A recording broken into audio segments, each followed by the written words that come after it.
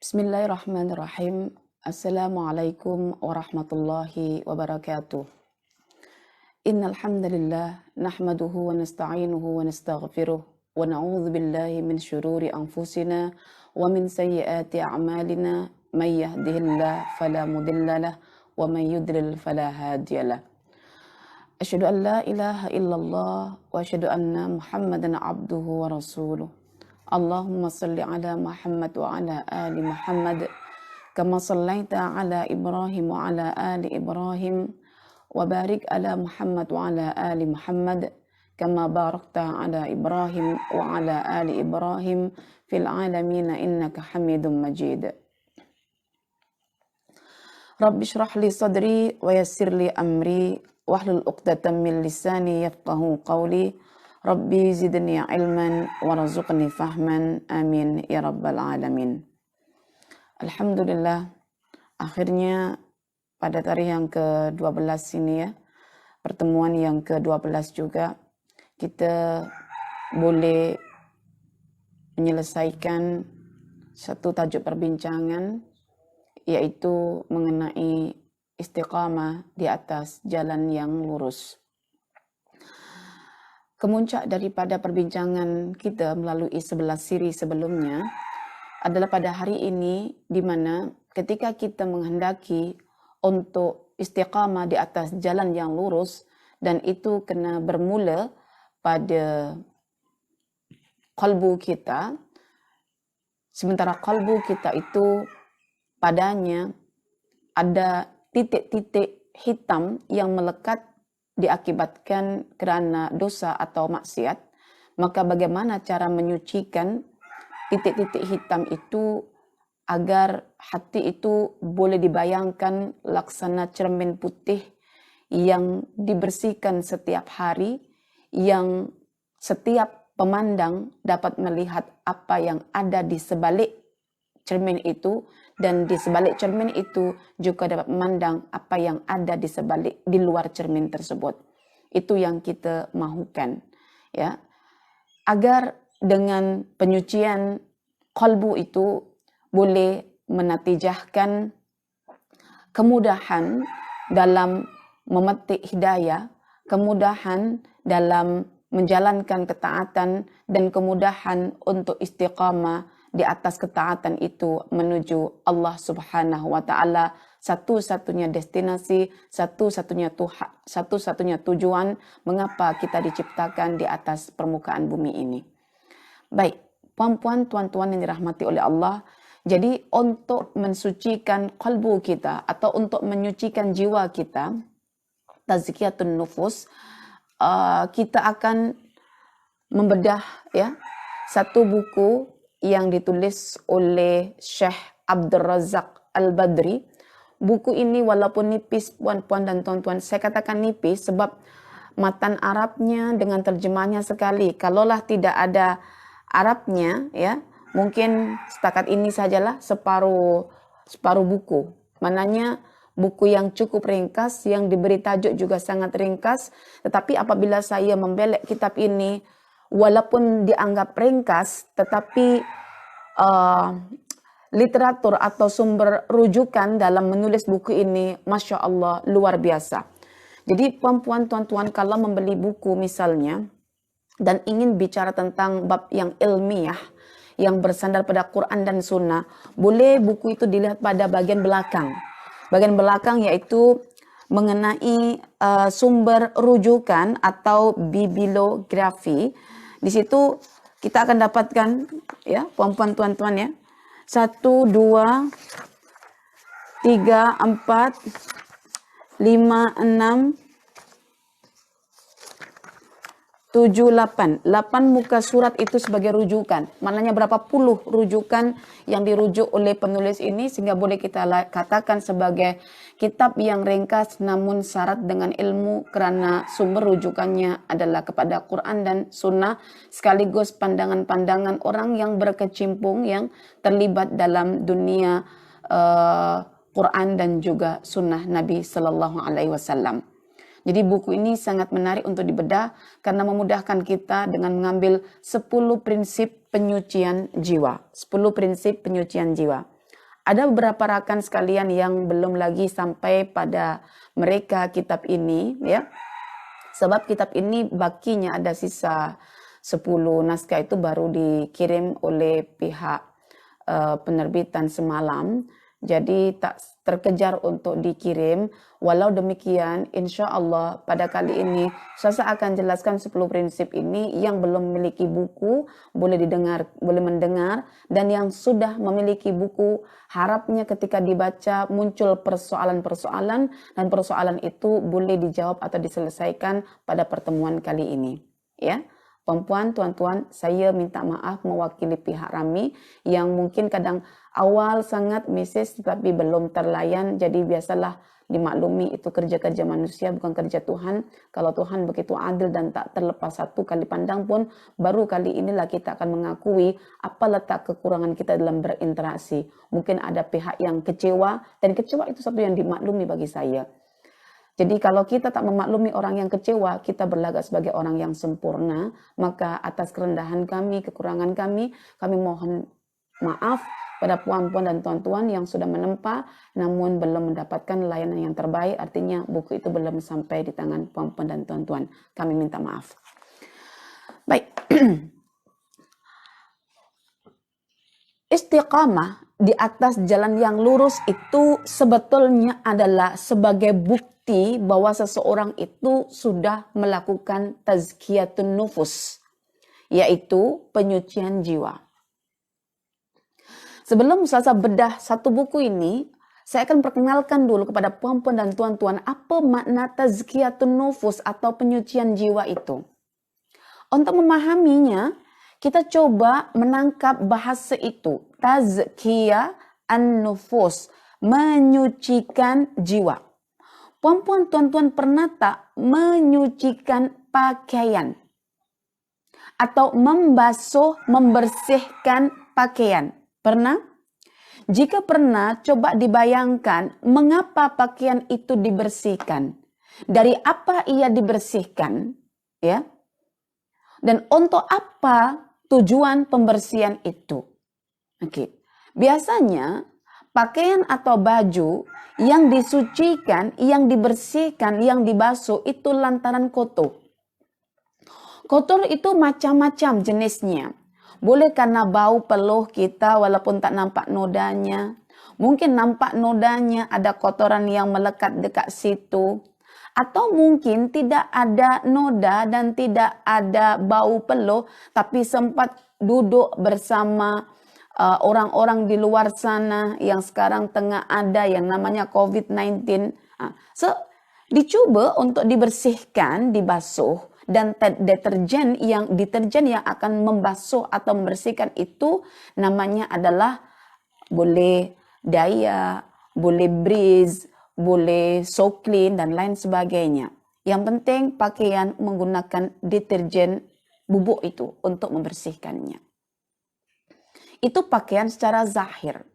Namun ada dalam diri kita ini satu pakaian yang ia kerap mengalami kotor, ya, mengalami bau, mengalami sesuatu yang boleh menjejaskan keindahan dan kebersihannya. Dan itulah qalbu, ya, itulah qalbu kita. Ya. Maka untuk membersihkan qalbu kita daripada kotorannya itu, kita memerlukan yang namanya tazkiyatun nufus. Ya. Jadi tazkiyatun nufus itu adalah satu proses menanggalkan, menggugurkan, mengosongkan, meniadakan sesuatu yang melekat, ya, pada kalbu kita berupa kotoran kalbu, berupa penyakit kalbu yang selepas ditanggalkan, dikeluarkan, maka kalbu itu dihias dengan lawan-lawannya, ya, dihias dengan pelbagai jenis kebaikan, dihias dengan pelbagai jenis ketaatan, dihias dengan pelbagai jenis kemuliaan. Itu namanya tazkiyatun nufus, dan ia tidak boleh dimulakan tanpa melalui proses pengguguran atau pembersihan terlebih dahulu, baru akan disematkan padanya keindahan dan kemuliaan. Itu tazkiyatun nufus. Dia berasal dari kata az-zakat. Pernah perempuan zakat mengeluarkan harta benda yang sudah mencapai nisab?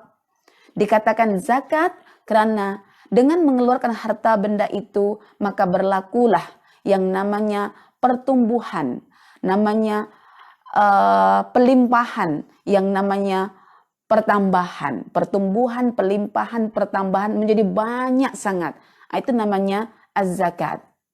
Artinya, sesiapa yang melakukan tazkiyah itu, maka padanya akan melimpah segala jenis kebaikan karena dimulakan dengan menanggalkan segala bentuk kotoran, ya, berbentuk kemaksiatan, berbentuk dosa dan lain sebagainya. Maka yang ada adalah jenis-jenis kebaikan akan melimpah.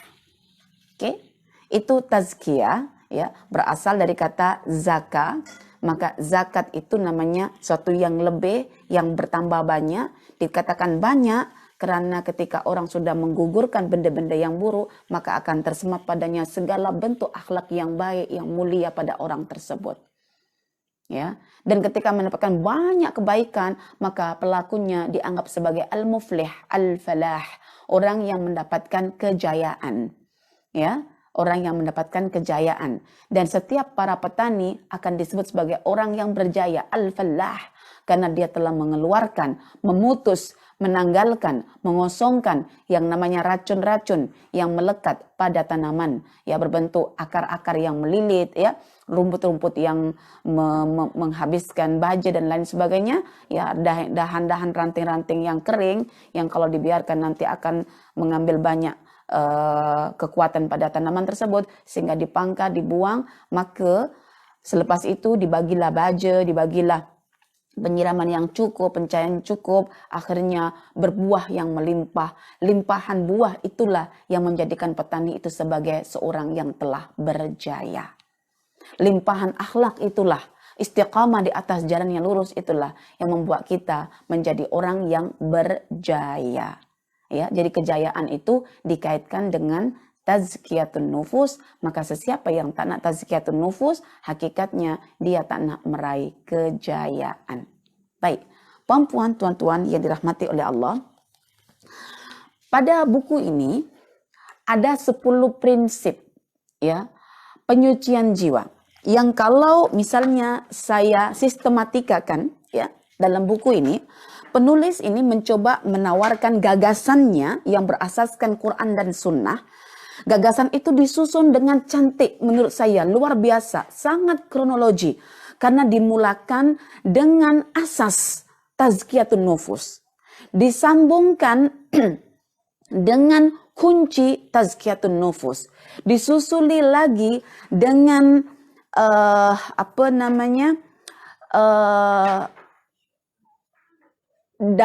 bukan dasar, disusuli dengan sumber tazkiyatun nufus, kemudian dilanjutkan lagi dengan kaidah tazkiyatun nufus. Barulah nanti disambung dengan poin-poin seterusnya yang boleh top up 4 perkara itu. Kalau kita buka dalam buku ini, bahagian bab yang pertama, maksudnya isi kandungan, beliau mengatakan bahwa asas penyucian jiwa itu adalah iman atau tauhid. Kunci penyucian jiwa itu adalah doa.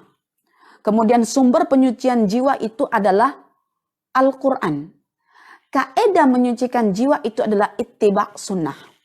Ya, baru nanti hakikat penyucian jiwa itu adalah menanggalkan dan menghiaskan pada kalbu itu pakaian kebesarannya. Dan bagaimana caranya?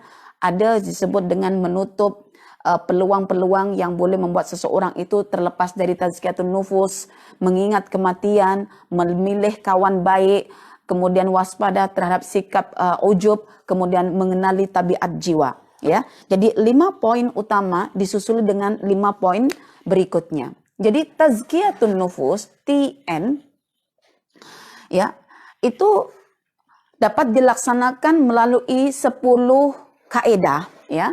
Pertama disebutkan bahwa untuk melakukan tazkiyatun nufus perlu dasar, perlu asal, perlu asas, dan itu yang disebut dengan tauhid atau al-imanu billah. So ini tauhid sebagai dasar. Bagi sesiapa yang ingin tazkiyatun nufus namun tidak ada tauhid, dia tidak akan dapat melaksanakan tazkiyatun nufus. Ya, saya buat summary dulu satu kandungan, keseluruhan kandungan buku ini, karena kita coba nak bedah, baru kita akan jelaskan satu-satu mengikut buku ini. Yang kedua, yang kedua disebutkan bahwa pada tazkiyah itu ada kunci. Kunci tazkiyatun nufus itu poin di sini disampaikan adalah doa. Jadi doa itu sebagai kunci. Bagaimana cara membuka tazkiyatun nufus? Kena berinteraksi langsung dengan Allah Subhanahu wa taala melalui doa. Jadi doa merupakan kunci orang hendak melakukan tazkiyatun nufus. Macam orang nak masuk rumah tanpa kunci pintu rumah, dia tak dapat memasuki rumah. Demikian juga tanpa doa kita tak dapat memasuki area tazkiyatun nufus. Kemudian yang ketiga dikatakan di sini bahwa Al-Quran Al-Karim sebagai sumber tazkiyah. Quran. Ya, Al-Quran. Jadi Al-Quran ini dikatakan sebagai sumber. Sumber atau masdar atau mamba. Ya, sumber, maksudnya bagaimana seseorang nak melakukan tazkiyatun nufus? Mesti melalui Al-Quran, karena Al-Quran itu adalah kitab hidayah. Siapapun yang ingin mengambil petunjuk dalam bab apa sahaja, contoh dalam bab penyucian jiwa, mesti refer kepada Al-Quran, karena Quran itu sebagai petunjuk bagi manusia dalam melaksanakan segala bentuk perbuatan yang nak mendekatkan diri kepada Allah Subhanahu wa taala. Maka sumber tazkiyatun nufus adalah Al-Quran. Barang siapa yang melakukan kononnya tazkiyatun nufus namun berlepas daripada sumber Al-Quran, sebetulnya ia bukan berada pada petunjuk, tapi sudah selesa dengan kesesatan yang dibalut kebaikan oleh syaitan, seolah-olah nampak baiknya, namun sebetulnya adalah silap. Kemudian yang keempat, penulis di sini mengatakan bahwa untuk melakukan tazkiyatun nufus mesti mengambil contoh, mengambil tauladan, dan sebaik-baik contoh ataupun tauladan itu adalah Muhammad Rasulullah Sallallahu Alaihi Wasallam. Itu Nabi Muhammad. Maka di sini mesti ada ittiba. Ittiba yang kita katakan ittiba sunnah, ya. Di sini ada ittiba. Jadi ittiba ini merupakan metode, ya. Jadi macam mana, bagaimana caranya? Quran sudah bincang sekian-sekian nih. Nah, apply macam mana? Kita perlu ittiba sunnah Nabi Sallallahu Alaihi Wasallam, karena Nabi Sallallahu Alaihi Wasallam adalah sebagai role model kita, uswah hasanah. Maka untuk melakukan tazkiyatun nufus, kaedahnya, metodenya adalah mengambil contoh ataupun tauladan, dan sebaik-baik contoh dan tauladan ialah Muhammad Rasulullah Sallallahu Alaihi Wasallam. Oke, dasar, kunci, sumber, metode sudah boleh, sudah kita sampaikan di sini. Yang kelima adalah hakikat. Hakikat tentang tazkiyatun nufus di sini adalah bahwa penyucian jiwa itu adalah dengan takhalliya dan tahalliya. Takhalliya itu adalah dengan mengosongkan kotoran dalam kolbu dan melekatkan keindahan pada kolbu. So di sini kita akan bincang tentang hakikat tazkiyah nufus. Dari sinilah puan-puan, tuan-tuan, kita akan mulai bergerak bagaimana sebetulnya hakikat tazkiyatun nufus itu. Kita akan bagi menjadi berapa? 5 itulah. Nah, yang seterusnya itu. Jadi hakikat tazkiyatun nufus adalah pertama itu tutup segala laluan yang boleh memalingkan seseorang daripada tazkiyatun nufus. Artinya di sini faktor-faktor ataupun sebab-sebab yang membuat seseorang itu tak dapat melaksanakan tazkiyatun nufus mesti diwaspadai, ya. mesti diwaspadai. Maka menutup segala laluan yang boleh mengeluarkan diri daripada penyucian jiwa. Itu mesti diambil kira sebagai hakikat dari tazkiyatun nufus, yang hakikatnya adalah mengosongkan keburukan ataupun dosa dan menghiaskan padanya yaitu keutamaan dan kemuliaan. Maka faktor-faktor yang boleh memalingkan seseorang daripada tazkiyatun nufus mesti diambil kira. Yang kedua, ingat kematian. Puan-puan, tuan-tuan, sering kita bincang tentang kematian, maka ramai yang kita sendiri tak perasan mendapati audiens itu merasa ketakutan, ya. Maka sebetulnya hakikat kematian itu tak lain tak bukan adalah demi tegaknya jalannya penyucian jiwa, karena membuat orang akan semakin berusaha untuk berbekal menuju hari perjumpaan dengan Allah Subhanahu wa taala. Maka mengingat kematian dan hari perjumpaan dengan Allah itu antara bahagian daripada hakikat tazkiyatun nufus. Yang ketiga adalah memilih kawan baik, ya. Teman. Kepada siapa kita berkawan dan berteman, itu yang akan mempengaruhi jalannya penyucian jiwa kita. Maka jangan ambil santai berkawan ini. Kalau kita berkawan, mesti yang ada unsur menegur kita, yang ada unsur mengajak kita. Kadang-kadang tak perasan kan, kita boleh masuk ke kelas, kita boleh attend kelas, itu kawan kita yang ajak. Itu karena kawan kita yang bagi. Seandainya kawan kita itu baik, ingatannya tentang Allah sahaja, misalnya tentang hari akhirat, yang disampaikan pada kita ya apa yang dia fikirkan. Coba kalau kawan kita bukan begitu, yang disampaikan juga apa yang difikirkan.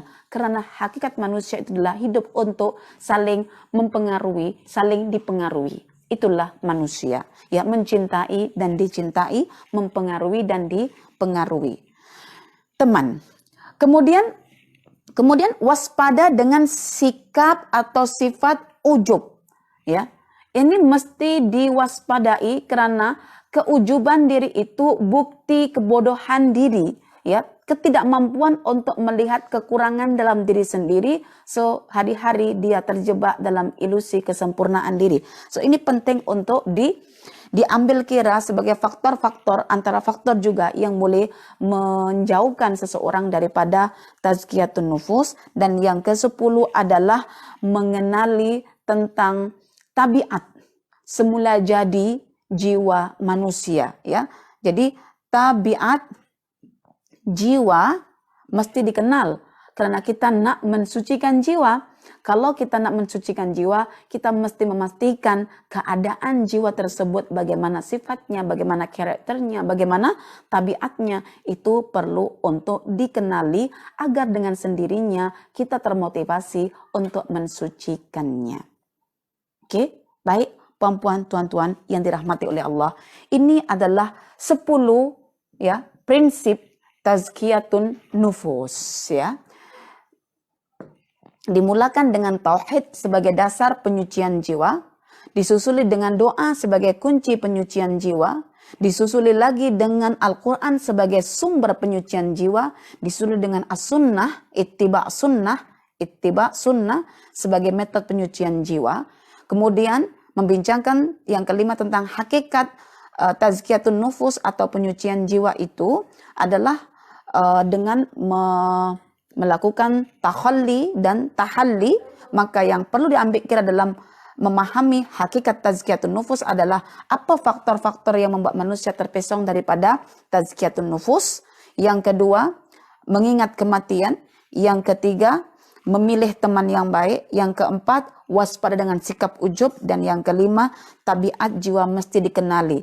So, 1, 2, 3, 4, 5, 6, 7, 8, 9, 10. Insya Allah 10 prinsip ini kita akan bincangkan pada pagi hari ini.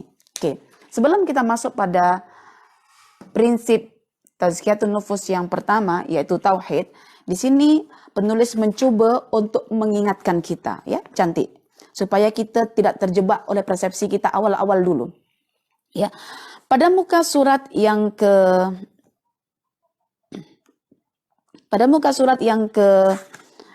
9 ya, dalam muqaddimah ya, saya ambil poin kat sini. Tazkiyatun nufus itu bukan bermakna bahwa kita akan mengekang nafsu kita secara total dengan menggunakan kekerasan, tindakan melebih-lebihkan, seolah-olah jiwa kita ini tidak memiliki hak langsung. Juga bukan terlalu cuai, membiarkan seolah-olah kita bebas diatur oleh nafsu amarah kita. Jadi, dalam mensucikan jiwa ini, metode yang seimbang adalah metode al-i'tidal, ya, al-wasatiyah, yaitu yang pertengahan, ya. Kalau kita tengok di sini dalam buku ini, ya, bitawassut wa bil i'tidal, dalam mensucikan jiwa itu kita perlukan metode yang seimbang, tidak terlalu cuai, tidak terlalu ketat sangat, ya. Ada mutafrid wal ifrat, tidak terlalu cuai dan juga tidak terlalu ganas sangat. Artinya, walaupun ada syahwat contohnya, nak makan, makanlah. Bukan Islam melarang kita untuk tidak makan. Ketika ada syahwat untuk menggauli seorang istri, gaullah wanita yang berstatus istri itu, kawinilah wanita itu. Islam tidak melarang. Ketika kita ada rasa mengantuk, maka tidurlah. Karena bukan kita diminta untuk qiyam sepanjang malam tanpa tidur, puasa sepanjang hari tanpa berbuka, dan mengenepikan diri daripada manusia, khususnya daripada wanita, ya, karena alasan untuk menghindari syahwat. Tidak seperti itu. Maka Rasulullah SAW bersabda, wa inna linafsika alaika haqqan, dan sesungguhnya pada jiwa kamu ada hak. Maka hak itu mesti ditunaikan. Bagaimana cara menunaikan hak? Ikut bagaimana Nabi SAW menunaikan hak dia sebagai seorang lelaki yang punya syahwat terhadap wanita, dia berkawin. Ya, sebagai seorang lelaki yang punya rasa lapar, dorongan untuk mempertahankan diri, dia pula makan. Ya, dia pula tidur ketika penat bertahajud, tidur juga. Bahkan dalam hadis Rasulullah SAW, barang siapa yang ketika qiyamul lail dan dia merasa ngantuk sehingga tak paham apa yang diucapkan, maka tidurlah. Tidurlah. Kita tak sudah mengantuk itu begini aja, begini ya, masih dibuat. Karena hakikat sholat itu adalah menjaga kesadaran kita, maka kalau mengantuk, tidurlah, lepas itu bangunlah untuk menunaikan semula. Oke, baik.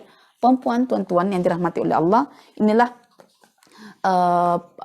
muqaddimah yang perlu diambil kira. Bukan kita nak jadi orang yang syadid sangat. Syadid itu yang sungguh melampau sangat dalam melakukan tazkiyatun nufus, sampai tak nak jumpa manusia, mengenepikan diri, sampai tak nak macam-macam tuh ya, tak nak makan, tak nak beristri, tak nak tidur, ya, tetap ada haknya di situ. Dan sebaik-baik cara dalam tazkiyatun nufus adalah dikatakan di sini, bal biluzumi haddin Nabi sallallahu alaihi wasallam wa nahjihi alqawim, dengan melazimkan diri pada petunjuk Nabi sallallahu alaihi wasallam dan juga manhaj dia, metode dia dalam mensucikan jiwanya ketika itu.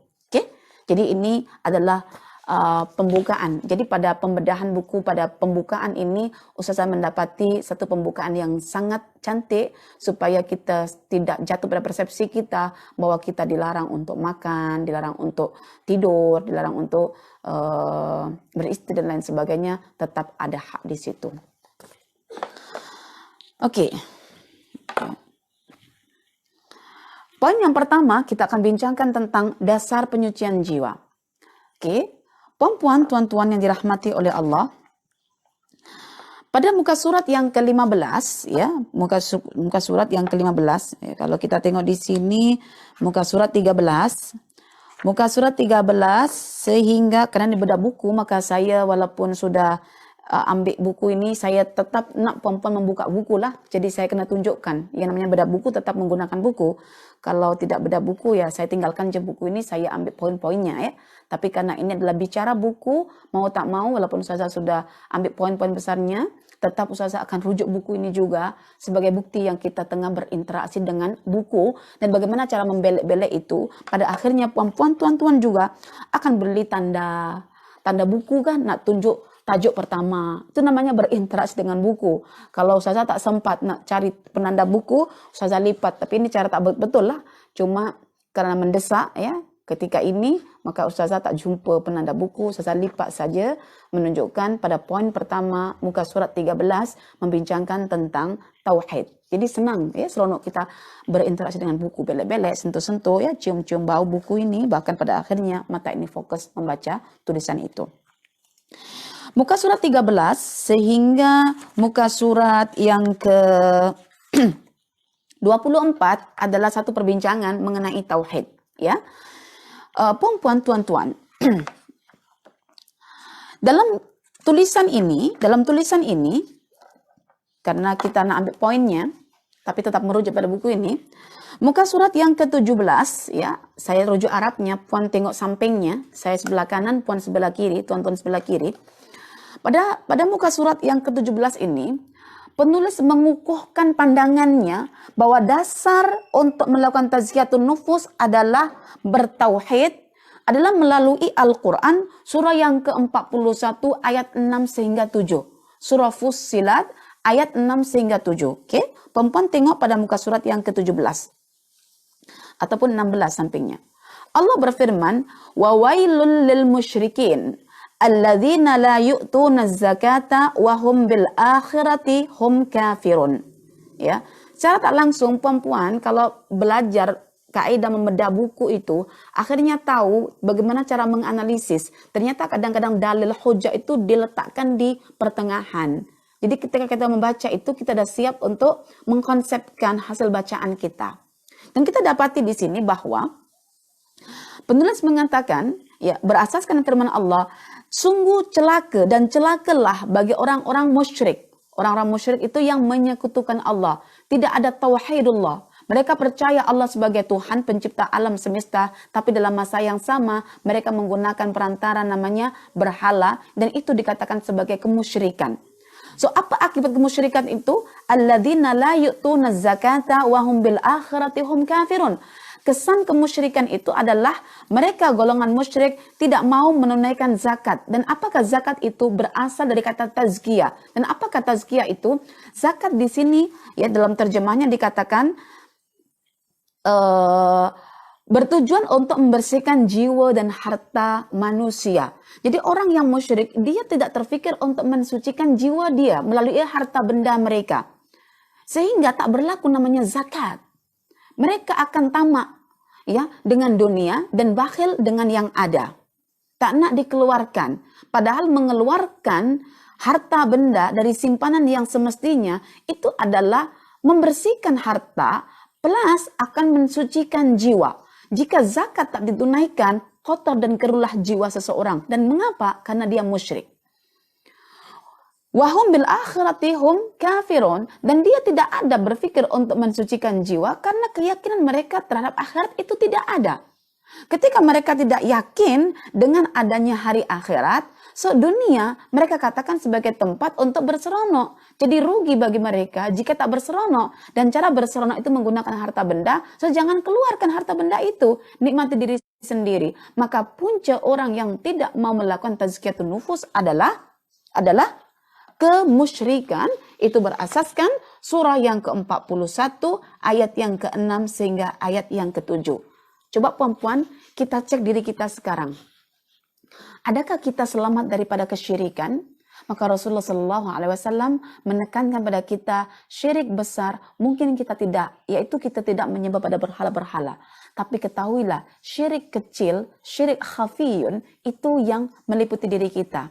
Dan Aisyah radhiyallahu anha pernah berkata bahwa ketika benda dosa yang kecil itu dibuat terus-menerus, dia lama-lama akan menjadi bukit dan akan besar dan standar nanti dengan kesyirikan itu sendiri. So, mengapa kita masih belum mampu melakukan tazkiyatun nufus? Karena kita masih belum bersih ya kalbu kita dari unsur segala sesuatu yang selain Allah ketika kita melakukan ketaatan. Mungkin karena riya, ya, mungkin karena sum'ah. Riya ingin dipandang manusia, sum'ah ingin didengar manusia, dan paling besar adalah ketika manusia itu menantikan pujian sesama manusia. Maka itulah bentuk kesyirikan, dan itu susah sebetulnya untuk menjalankan aktiviti yang namanya tazkiyatun nufus. Oke, jadi dalil tentang prinsip penyucian jiwa adalah surah Fussilat ayat yang ke-6 dan yang ke-7, maka pastikan diri kita telah beriman, pastikan diri kita telah pun menyatakan tiada Tuhan selain Allah. Karena itu penulis ini juga mengatakan bahwa tidaklah manusia itu diciptakan melainkan untuk menyembah Allah sahaja. Dan menyembah Allah sahaja itulah maknanya tauhidullah. Dan tauhidullah itu adalah tujuan atau kemuncak di sebalik kita punya keimanan. Maka iman yang pertama adalah al-imanu billah, iman kepada Allah dengan meyakini kuasa Allah dalam membangkitkan manusia, yaitu Allah sebagai satu-satunya Tuhan yang berkuasa untuk membangkitkan kita manusia ini. Dan tauhid itu merupakan juga risalah dakwah seluruh para nabi, dan tidaklah nabi ataupun para rasul itu diutus melainkan untuk menyeru agar manusia itu mengesahkan Allah dalam hal pengabdian, ya, mengabdikan diri kepada Allah dibalut oleh pengesaan. Maka poin yang pertama ini, marilah kita belajar, ya, belajar dengan menggunakan perumpamaan lembu, ya, ataupun kambing yang boleh mengeluarkan air susu yang putih, jernih, khalisan, yang murni, yang melalui dua benda yang kotor, yaitu kotoran itu sendiri dan juga darah. Ya, seperti yang Allah sebutkan dalam surah An-Nahl. Ya, jadi kita juga sempat bincang hari itu tentang dasar istiqomah adalah iman, betul kan? Dan iman itulah yang kita bincangkan pada qalbun mukmin. Dan untuk membina keimanan, mungkin puan-puan di sini pun akan buat pertanyaan. Tapi dalam buku ini tadi buat, ya mungkin saya sisipkan sedikit. Bagaimana caranya Ustazah agar kami ini mentauhidkan Allah, agar kami ini dapat mengisahkan Allah, agar kami ini dapat menanggalkan segala bentuk tujuan-tujuan selain daripada Allah Ta'ala. Baik, caranya tak lain tak bukan adalah puan-puan boleh buka Al-Quran, surah Muhammad, surah yang ke-47, ayat yang ke-19. Ya, jadi teknik atau kaedahnya untuk mendapatkan tauhidullah adalah kita buka surah yang ke-47 ayat yang ke-19. Fa'lam annahu la ilaha illallah wastaghfir lidzanbik. Ya, kamu mesti mencari pengetahuan, kata Allah. Wa'lam. Supaya apa? Annahu la ilaha illallah, dapat dikukuhkan, dapat dikekalkan bahwa Allah sebagai satu-satunya Tuhan di mana kita akan bergantung, di mana kita akan menunjukkan segala bentuk amalan kita. Ya. Dan untuk mentauhidkan Allah, kita perlu berilmu, dan sebaik-baik ilmu adalah ilmu mengenal Allah. Dan mengenal Allah itu seperti mana kita katakan, boleh dengan menggunakan metode 3T, tafakkur, tadabbur, dan ta'ammul. Tadabbur, tafakkur, dan ta'ammul. So, terkait dengan tauhid ini, puan-puan kena rujuk pada qalbun mukmin, ya. Buka nota lamanya dan kaitkan dengan tauhid ini. So, kalau kita katakan tauhid sebagai dasar atau prinsip penyucian jiwa yang pertama, puan-puan akan bertanya bagaimana membina tauhid itu. So, puan-puan akan refer semula pada kelas kita pada siri yang ketiga mengenai qalbun mukmin. Baik. Kemudian yang seterusnya, yang kedua, nak melakukan penyucian jiwa itu kita memerlukan doa. Kunci nak masuk area penyucian jiwa itu adalah disebut doa. Dan penulis di sini mengatakan, ya, berasaskan pada sabda Rasulullah SAW, ya, muka surat yang ke-27, ya, kita masuk doa sebagai kunci penyucian jiwa, muka surat yang ke-25, dan dia akan berakhir sampai pada muka surat yang ke-40. Ya. 25 sehingga 40 membincangkan tentang doa sebagai kunci penyucian jiwa. Lalu penulis di sini menyebutkan dalilnya daripada Al-Qur'an, daripada sunnah Nabi sallallahu alaihi wasallam. Laisa syai'un akrama 'alallahi ta'ala minad du'a. Tidak ada sesuatu yang lebih mulia di sisi Allah melainkan doa itu sendiri. Ad-du'a miftah kulli khairin, ya. Kata pandangan seorang alim bahwa doa itu kunci segala kebaikan. Oke, namun dalam video penulis ini, saya rujuk dalam video beliau tentang tazkiyatun nufus, beliau mengemukakan satu dalil dalam Al-Quran, mengapa kita perlu berdoa dalam tazkiyatun nufus, sebab dalam melakukan tazkiyatun nufus itu ada namanya nafsu ammarah yang akan mengajak kita untuk berbuat dosa, untuk melakukan kekejian dan kesilapan. Dan Allah mengatakan illa man rahima rabbuk, kecuali jiwa yang telah dirahmati oleh Allah. Jadi kalau demikian, tidak ada cara lain melainkan kita hanya akan kembali kepada Allah supaya jiwa kita itu ditundukkan oleh Allah menjadi jiwa yang dirahmati dan tidak mengajak kita menuju perbuatan-perbuatan yang mengarah pada kekejian ataupun kemaksiatan, ya. Tetapi beliau juga menyebutkan dasar ataupun dalil mengenai doa itu sebagai kunci penyucian jiwa adalah dalam Al-Quran, ya, perempuan tuan-tuan boleh buka muka surat yang ke-35, beliau mengambil dalil Al-Quran surah yang ke-24, ya, surah ke-24 itu surah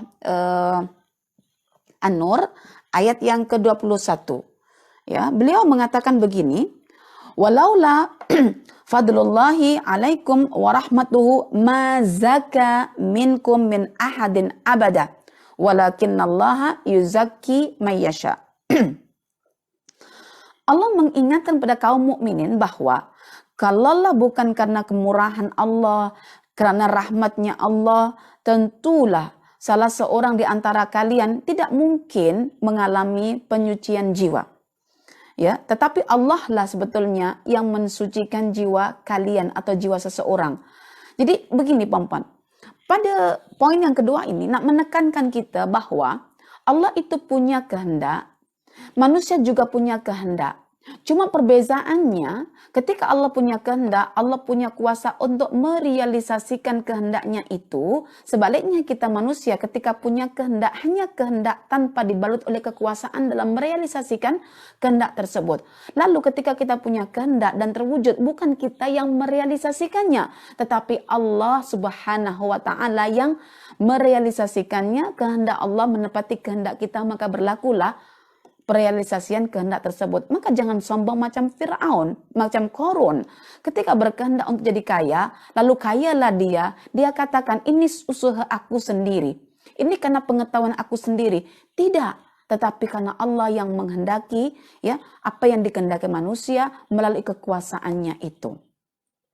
Oke?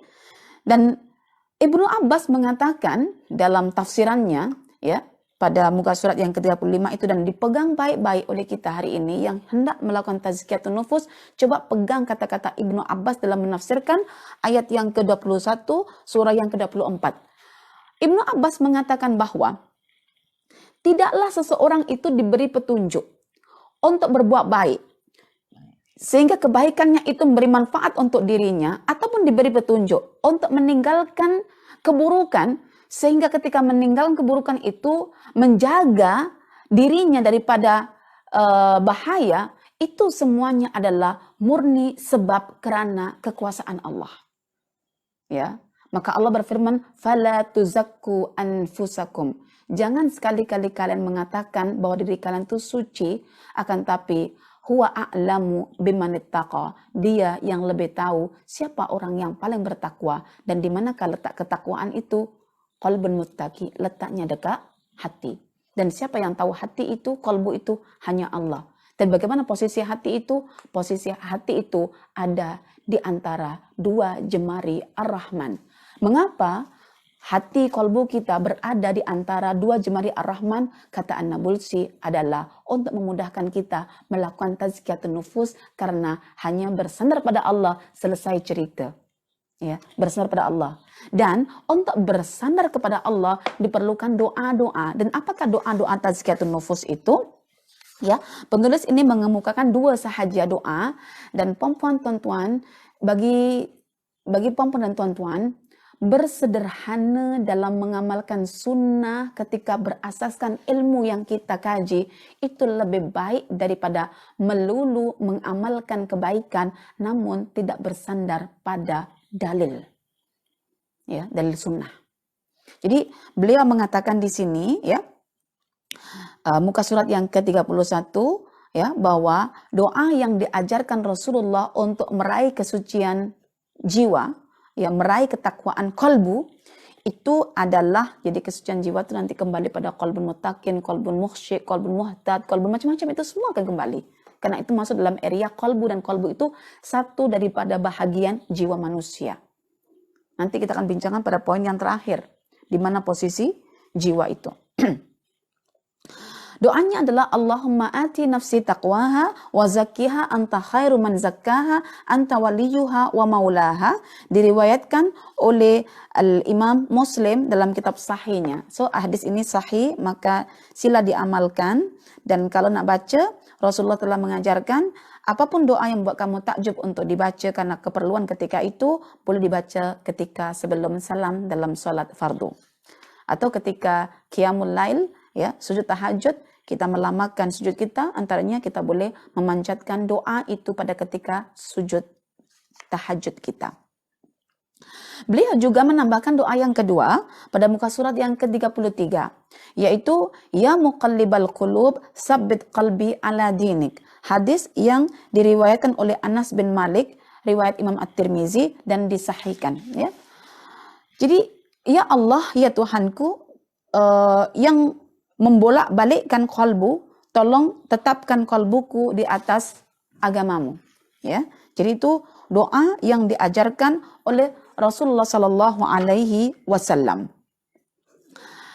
Menariknya, beliau penulis ini mengatakan begini, kesilapan manusia dalam berdoa, doa untuk mendapatkan tazkiyatun nufus adalah sikap yang tergesa-gesa. Padahal sifat tergesa-gesa itu adalah faktor utama dalam menggagalkan pemakbulan doa. Ya, Allah senantiasa memakbulkan, tapi pemakbulan itu tak sampai kita terima karena kita sudah menutup dengan keberputusasaan akibat pernyataan yang Tuhan tidak memakbulkan, dan itu semua dibingkai, dibalut dalam karakter manusia, yaitu tergesa-gesa. Ya, maka tuan-tuan boleh pegang perkataan Umar radhiyallahu an, ya, dalam kitab ini muka surat yang ke-29.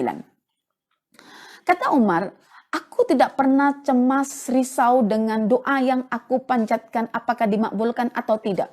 Jadi Umar tak pernah risau dengan pemakbulan doa, tetapi dia risau sekiranya dia tak mampu untuk berdoa, sebab ketika aku berdoa, sungguh Tuhan telah mengilhamkan kepadaku untuk berdoa dan pasti dia akan memakbulkannya. Jadi terkait dengan pemakbulan doa ini, puan-puan, tuan-tuan, kita tak boleh nak berbincang tentang apa hasil ya aku berdoa macam ini, tapi berfikirlah bagaimana agar Allah itu mengilhamkan kepada kita untuk berdoa. Itu paling penting. Ya Allah, ilhamkan kepada aku, ya Allah, untuk berdoa. Karena ketika kita sudah berdoa, itu namanya Allah mengilhamkan kita untuk berdoa. Dan mustahil Allah sendiri yang mengilhamkan kita berdoa, lepas itu dia tak makbulkan. Tidak mungkin, ya, tidak mungkin. Maka Allah mengatakan, wa atakum min kulli ma sa'altumu, dan aku akan memberikan apa yang kalian minta. Jadi cantik ya ungkapan Umar radhiyallahu anhu ini.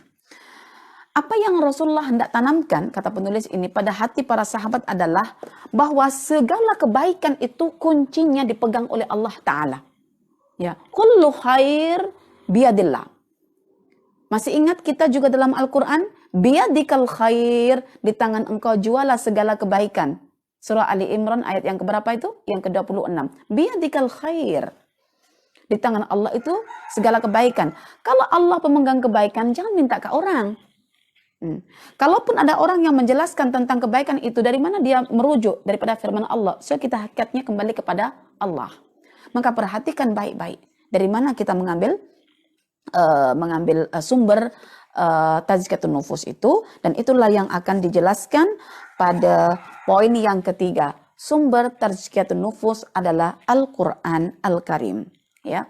Jadi puan-puan, tuan-tuan, pada poin yang kedua ini kita diajak, ya, oleh penulis di sini untuk yakinkan diri, tanamkan dalam diri bahwa segala bentuk kebaikan itu hanya di tangan Allah, maka ketuklah kebaikan itu dengan ketukan yang berkali-kali melalui apa? Melalui sebutan yang bernama doa. Ya, berdoa. dan ketika berdoa ikutlah doa Nabi Muhammad sallallahu alaihi wasallam. Dan penulis menyatakan dua jenis doa dan kita jadikan kedua-dua ini sebagai satu bentuk tangga untuk mencapai penyucian jiwa. Okey. Dan hakikat berdoa itu kita tengah mengadukan segala bentuk kekurangan kita di bawah kesempurnaan dan kekuatan Allah Subhanahu wa taala. Adukanlah kekurangan kita. Adukan hanya kepada Allah. Ya Allah, dengan kelemahan yang aku rasa ini, hanya pada kekuasaan dan keagungan-Mu aku bersandar ya Allah. Maka Engkau bersihkanlah qalbuku ini ya Allah daripada segala bentuk kotoran-kotorannya. Ya muqallibal qulub, sabbit qalbi ala dinik. Wa ya musarrifal qulub, sarrif qalbi ala ta'atik. Allahumma ati nafsi taqwaha wa zakkiha anta khairu man zakkaha anta waliyuha wa maulaha. Okey, lepas bertauhid kita berdoa hanya kepada Allah, maka poin yang ketiga sumbernya adalah daripada Al-Quran. Okey, puan-puan, tuan-tuan. Berdasarkan kepada apa yang saya baca dalam buku ini, saya merumuskan hasil analisis saya. Jika ada orang yang kononnya melakukan tazkiyatun nufus, tetapi tidak merujuk kepada Al-Quran, hanya merujuk apa kata manusia yang dimuliakan, sesungguhnya ia terjebak dalam tazkiyatun nufus, terjebak dalam petunjuk palsu, dan terjebak dalam kebahagiaan semu. Hakikatnya dia berada pada kesengsaraan, hakikatnya ia berada pada kesesatan, dan hakikatnya ia berada pada pengotoran jiwa. Banyak sekarang orang ditarik untuk mensucikan jiwa, tetapi tak satu pun ayat-ayat Quran yang dinakalkan. Hanya pandangan manusia yang pandangan itu pun kosong daripada rujukan Quran ataupun sunnah. Okay. Penulis nak menekankan di sini bahwa ungkapan kata tazkiyah itu disandingkan dengan Alkitab, Al-Quran. Ya, dalilnya ada pada surah yang ketiga, ya, ayat 164. Allah berfirman, laqad mannallahu 'alal mu'minina id ba'atsa fihim rasulan min anfusihim yatlu 'alaihim ayatihi wa yuzakkihim wa yu'allimuhumul kitaba wal hikmah. Jadi tugas para rasul itu adalah mereka membacakan ayat-ayat Al-Quran. Untuk apa? Liyuzakkihim wa yuzakkihim, untuk mereka mensucikan jiwa-jiwa umat, ya. Jadi para nabi itu membacakan ayat-ayat Al-Quran, ayat-ayat Alkitab itu untuk mensucikan jiwa umatnya. Maka untuk mensucikan jiwa manusia itu, ya, Muhammad sallallahu alaihi wasallam wa yu'allimuhumul kitab, mengajarkan kepada para sahabat itu Alkitab, yaitu Al-Quran. Supaya apa? Berlaku proses penyucian jiwa. Jadi puan-puan, tuan-tuan, setiap hari kita dengar renungan Quran, kita membaca Al-Quran, kita mencoba untuk mentadabbur Quran, itu adalah pemaknaan daripada tazkiyatun nufus untuk konsisten di atas jalan yang lurus. Adakah kita sempat memikirkan bahwa baca Quran untuk tazkiyatun nufus? Mungkin tidak. Mengapa? Karena belum jumpa dalil tentang tazkiyatun nufus, bahwa tujuan tazkiyatun nufus, tujuan membaca Al-Quran adalah untuk proses jalannya tazkiyatun nufus. Jadi boleh kita tambahkan, ya Allah, aku membaca Quran adalah untuk mensucikan jiwaku. Ya. Kemudian penulis ini nak menekankan pada kita sekali lagi, ya, melalui dalil Al-Quran, surah Thaha, ya, muka surat yang ke-43, surah Thaha, ayat yang ke-123, ya, Allah berfirman, "Famanittaba'a hudaya fala yadillu wala yashqa." Barang sesiapa, ya, yang mengikuti petunjukku dalam Al-Quran, maka dia akan terlepas dari kesesatan ataupun daripada kesengsaraan. Jadi, puan-puan, tuan-tuan, hari ini bila bincang tazkiyatun nufus, yakinkan diri, tanamkan dalam diri kita bahwa Quran itu adalah kitab petunjuk. Artinya kalau kita ingin mencari petunjuk dalam proses tazkiyatun nufus, rujuklah Al-Quran. Artinya kalau kita ingin misalnya melakukan proses pendidikan untuk anak-anak, rujuklah Quran. Artinya kalau kita ingin berjaya dalam urusan dunia akhirat kita misalnya, rujuklah Al-Quran. So Al-Quran sebagai kitab petunjuk, dan barang siapa yang berada di atas petunjuk itu, maka dia akan selamat dari ketersesatan dan selamat juga daripada kesengsaraan. Ya, jadi beliau mengatakan ya dalam kitab ini, dalam buku ini, ya cantik ulasannya secara tersusun, ya bahwa setiap manusia yang apabila dia ingin misalnya untuk mendapatkan tazkiyatun nufus, dia mesti kembali pada Al-Quran, tetapi syarat untuk mendapatkan petunjuk dalam proses tazkiyatun nufus, beliau mengatakan ya dengan menggunakan metode haqqa tilawati, yaitu tilawatul Quran. Ya, itu boleh didapati pada muka surat yang ke-45. Jadi kaidah ya di sebalik proses tazkiyatun nufus itu adalah dengan menggunakan metode tilawah. Tilawahnya pakai hak lagi, haqqa tilawati. So ada proses tadaburnya, ada tazakurnya sekali karena haqqa tilawati. Inilah perempuan tuan-tuan. Jadi orang yang dapat mensucikan jiwanya melalui Al-Quran itu tatkala Quran itu diberikan hak-haknya. Hak-hak Quran adalah dibaca, kemudian difahami, lalu diikuti petunjuk-petunjuknya. Ya, saya terkait dalam bab ini susah untuk melupakan pandangan Fudail bin Iyad yang saya sempat masukkan dalam page saya. Ya, page saya itu Fudail bin Iyad ya mengungkapkan satu ungkapan yang sangat cantik, dan saya mencoba untuk menghafalkan ungkapan ini, bahwa beliau mengatakan innama nazalal Qur'anu liyu'mala bih, ya, liyu'mala bih fattakhadhan nasu qira'atahu amalan, ya, muka surat 47.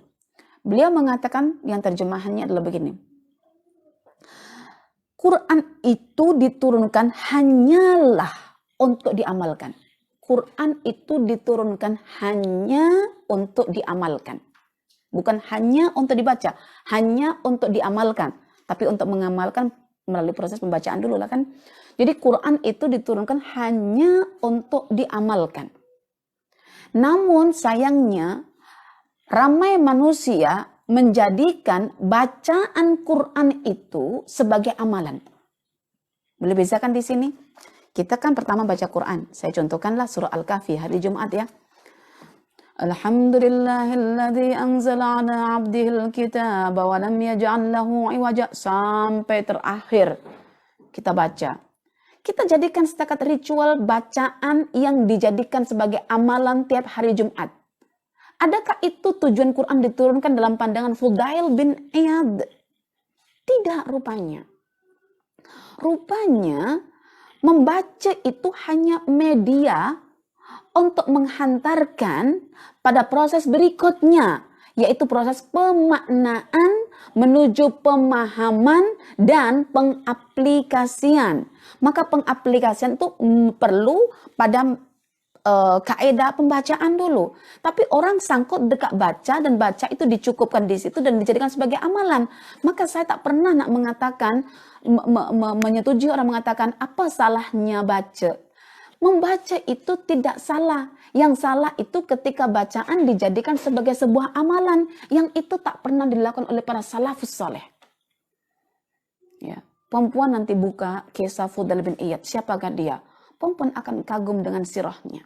Dan ketika kita kagum dengan beliau dan dinukil oleh penulis ini, itu maknanya kita nak berpegang pada apa yang dikatakan. Dan apa yang dikatakan ini tidak pernah menyelisih Al-Quran, maka Al-Quran menyebutkan haqqa tilawati. Kalau baca Quran itu mesti dengan pembacaan melalui apa? Pemahaman, pentadabburan, perenungan, sampai pada hujungnya adalah pengamalan. Ya, ingat perempuan, bacaan Quran itu bukan satu amalan. Tetapi Quran itu perlu diamalkan maknanya. So, bacaan hanya sebagai media, ya, sebagai media untuk beramal. So, bacaan yang manakah itu? Yang bagaimanakah itu? Bacaan dengan metode haqqa tilawati, yaitu melalui pemaknaan, perenungan, ya, pemahaman, dan akhirnya membuahkan pengamalan. So, pengamalan itulah hakikat yang dimaukan dalam proses tazkiyatun nufus, ya, melalui Al-Quran. Baik, perempuan, tuan-tuan, ya, dah 3 kita bincangkan. So, muka surat yang ke-51 sehingga muka surat yang ke-61 kita akan bincangkan tentang bagaimana cara kita untuk melakukan tazkiyatun nufus ketika kita berinteraksi dengan Al-Quran. Caranya adalah dengan ittiba sunnah Nabi. So, Quran akan sentiasa kita kaitkan dengan sunnah Nabi. Karena ketika kita percaya Quran, pengaplikasiannya itu macam mana, itulah sunnah Nabi. Jika ada Al-Quran yang berkata-kata, itulah Al-Quran Al-Karim. Jika ada Al-Quran yang diam, yang senyap, itulah alam semesta. Jika ada Al-Quran yang berjalan, itulah Rasulullah SAW, sunnah Nabi. Maka kita follow bagaimana Nabi dalam mensucikan jiwanya. Kita teringin nak suci jiwa kita, tetapi kita buta dengan sunnah Nabi. Bincang sunnah Nabi sudah ketakutan sendiri. Nanti akan dimasukkan dalam ruang yang mana satu oleh manusia. Cap-cap manusia, jika kita takuti, membuat kita hanya bertuhankan manusia dan hanya mencari keredaan manusia. Dan itu adalah bahagian daripada kesyirikan. Oke, beliau mengambil dalil dalam Al-Quran, ya. Puan-puan, tuan-tuan boleh buka muka surat yang ke-53, ya, surah yang ke-33, surah Al-Ahzab, ya, ayat yang ke-21, bahwa Allah Ta'ala berfirman, laqad kana lakum fi Rasulillahi uswatun hasanah liman kana yarjullaha wal yawmal akhir wa dzakarallaha katsira. Jadi pada diri Nabi Muhammad SAW itu ada suri teladan, ya, suri tauladan. Ada role model. Dikatakan uswah, bukan qudwah, karena meliputi semua aspek perbincangan manusia dalam kehidupannya. Apatah lagi dalam bab agama, memang tak boleh lari daripada keterangan-keterangan Nabi kita Muhammad Rasulullah SAW. Oke. Bahkan setiap hamba yang telah melakukan ma'rifatullah melalui Al-Quran dan alam semesta, ya, bahkan setiap hamba yang sudah melakukan ma'rifatullah melalui Al-Quran dan alam semesta beserta fenomenanya, ya, ketika muncul kekaguman pada Allah, muncul rasa cinta pada keindahan sifat Allah, Allah katakan, adakah engkau nak buktikan cintamu padaku? Allah katakan, adakah engkau wahai manusia yang sudah mendapatkan keindahanku, kesempurnaanku, kebaikanku, dan mencintaiku? Engkau nak buktikan kecintaan itu? Kalau kamu mencintaiku, buktikan kecintaanmu itu dengan mengikuti sunnah nabiku. Maka turunlah ayat Al-Quran, ya, surah yang ketiga, ya, surah yang ketiga, di situ disebutkan ayat yang ke-31, ya, surah Ali Imran, ayat yang ke-31, Allah berfirman, Qul in kuntum tuhibbunallaha fattabi'uni. Ada satu kaum yang mengatakan pada Rasulullah, sungguh aku mencintai Allah. Maka turunlah ayat, jika kamu mencintai Allah, maka katakanlah Muhammad kepada dia yang mencintai Allah itu, fattabi'uni, engkau ikutilah sunnahku. Ikutilah aku, maksudnya ikutilah perjalanan hidup Nabi Muhammad SAW. So, hari ini kita nak tazkiyatun nufus. Apa bentuk tindakan praktis kita? Adakah kita hanya mengejar Quran sahaja, belajar Quran sampai pening kepala kita, tanpa ada satu kelas pun yang kita hadiri untuk memahami sunnah Nabi? Sepatutnya sebagai seorang mufassir itu memang kalau menceritakan tentang tafsiran Quran, dia tak akan terlepas daripada sunnah Nabi. Dan itu yang ditempuh oleh Al-Imam Ibnu Katsir, Al-Imam Ibnu Ashur, Al-Imam siapa lagi, Al-Biqai. Disebut hadis-hadis itu karena hakikat hadis Nabi itu adalah penjelas Quran. Dan Quran sebagai sumber tazkiyatun nufus, so nak apply Quran, follow sunnah Nabi. Tetapi sayangnya, kata beliau, pada zaman ini, pada zaman-zaman manusia tidak akan lepas daripada adanya puak-puak kesesatan. Boleh dicek muka surat yang ke-55. Ini penting sangat bagi saya, buat nota di situ tanda merah. Ya, akan ada puak-puak kesesatan dalam tiap-tiap zaman yang akan menciptakan tarekat. Tarekat itu tariqah, tarekat itu jalan menuju Allah. Tanpa langsung merujuk pada Quran dan Sunnah Nabi, mereka mengatakan, klaim bahwa inilah tazkiyatun nufus, inilah mendidik jiwa, inilah mendisiplinkan jiwa manusia. Akhirnya mereka menciptakan kaidah metode, ya, mengenepikan diri daripada bersosial, uzlah, kemudian berkholwat di tempat yang sunyi, yang gelap-gelap. Kalau lampu menyala kena dimatikan, kena tutup pakai sajadah di mukanya, dan supaya nampak gelap katanya, supaya baru boleh fokus. Ini semua adalah kaedah-kaedah yang diciptakan oleh manusia, ya. Fi amakin muzlimah, di tempat-tempat yang gelap. Kalau ada sesuatu, bagaimana cara menggelapkan diri supaya gelap itu dianggap sebagai satu kaidah dalam penyucian jiwa. Lalu di situ dia mengulang-ulang zikir-zikir tertentu, dikhususkan pada lafaz-lafaz tertentu, dan disangka inilah tazkiyatun nufus, padahal itu sebetulnya adalah dakwaan kebatilan. Jadi puan-puan tuan-tuan, saya mengharap pada poin yang keempat ini kita boleh meletakkan stand kita. Apapun, ya, perkataan manusia yang kononnya mengajak kita untuk berjumpa Allah melalui proses tazkiyatun nufus, pastikan sandaran tiap-tiap perkataan manusia itu. Sehingga perempuan tidak pernah memerhatikan orang yang mengatakan tetapi apa yang dikatakan. Sehingga tak berlaku taksub. Berlakunya taksub hari ini adalah ketika seseorang itu fokus kepada penyampai. Contoh misalnya saya menyampaikan perkara ini, puan-puan jangan tengok saya sehingga tidak berlaku taksub.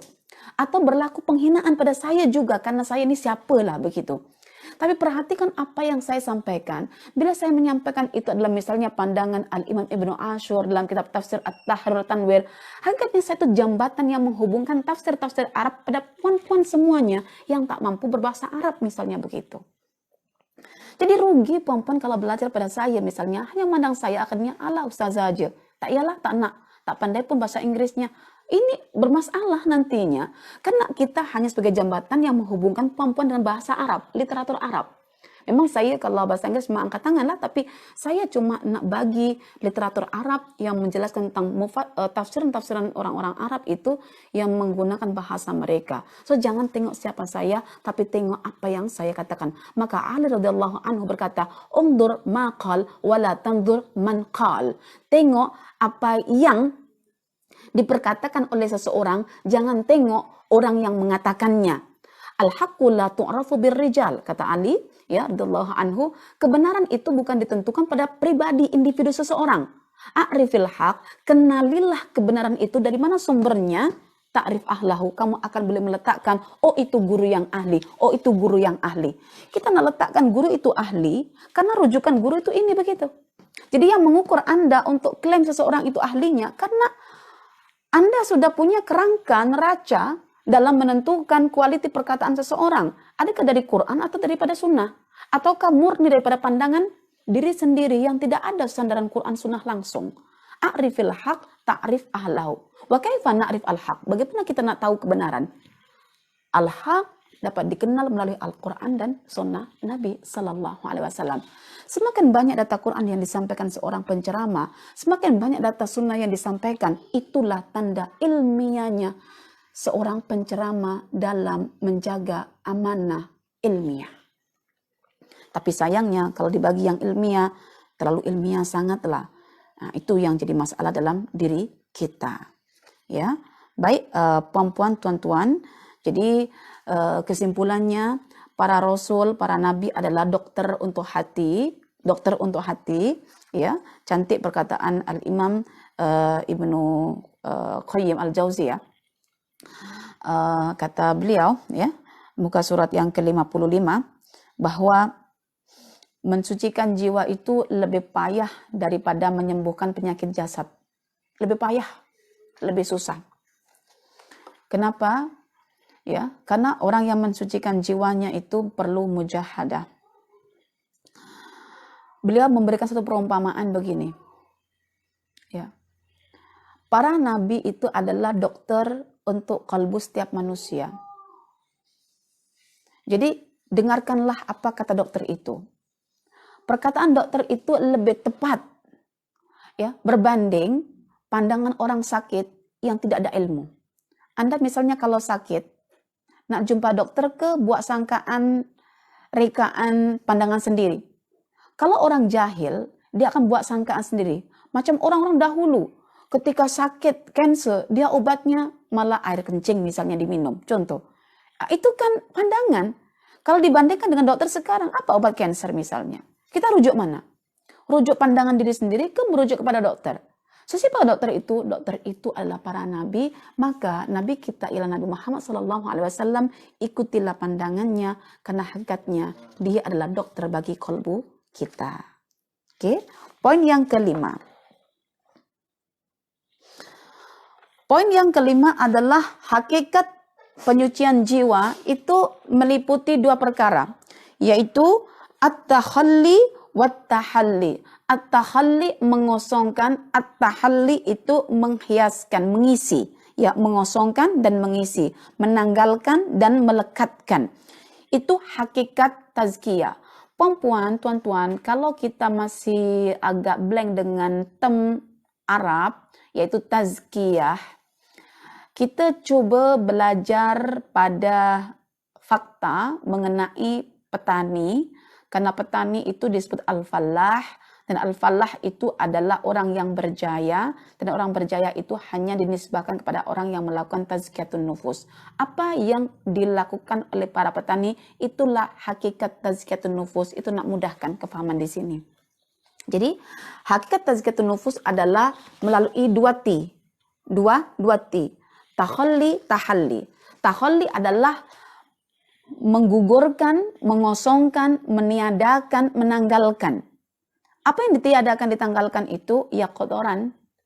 Apa yang dilekatkan itu ya kesucian, kebaikan. Oke. Petani itu ketika dikatakan sebagai al-fallah, apa yang dilakukan adalah dengan mencabut rumput, ya, akar, memotong dahan, ranting yang kering, ya buang daun-daun yang sudah mengering. Lepas itu dia akan dihiaskan padanya, pada tanaman itu yang namanya diberikan baja, diberikan air, pencahayaan, bahkan nanti ditukar tanah sekiranya memerlukan serabut dan lain sebagainya. Demikianlah ketika Allah mengatakan ya dalam Al-Qur'an,